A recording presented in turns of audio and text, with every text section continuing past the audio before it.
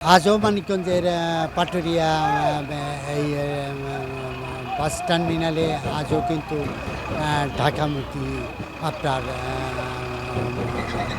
মানুষের অনেক চাপ বেড়েছে। গেল টানা এক সপ্তাহ ছুটি, স্বাধীনতা দিবস, তারপর এই শুক্রবার, আজ শনিবার, এই আজকে কাল অফিস খুলবে। এই জন্য মানুষ কিন্তু দীর্ঘ ছুটি শেষে আপনার এই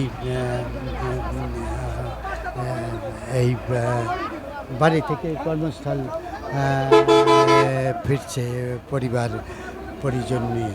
আপনারকে যদি বলি যে এই আপনি নিশ্চয়ই দেখতে পাচ্ছেন যে যাত্রীদের চাপ আছে। মানুষ লঞ্চ এবং ফেরিতে পারাপার হয়ে এই বাস টার্মিনাল থেকে গন্তব্য যাচ্ছে।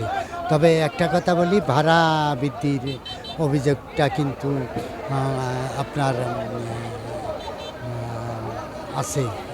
ঢাকা ভাড়া আপনার 180 টাকা গাবতলী পর্যন্ত, সেখানে 20 টাকা বেশি নিয়েছে। আর নবীনগর এবং পথে সাভার যেখানেই যাত্রী নামুক সেখানকার একই ভাড়া তারা নিচ্ছে।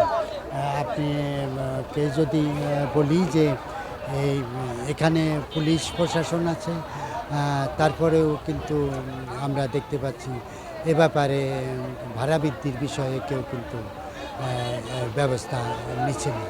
এই ছিল মানিকগঞ্জের পাটুরিয়া বাস টার্মিনাল থেকে ঢাকা ফেরত মানুষের চাপের খবর।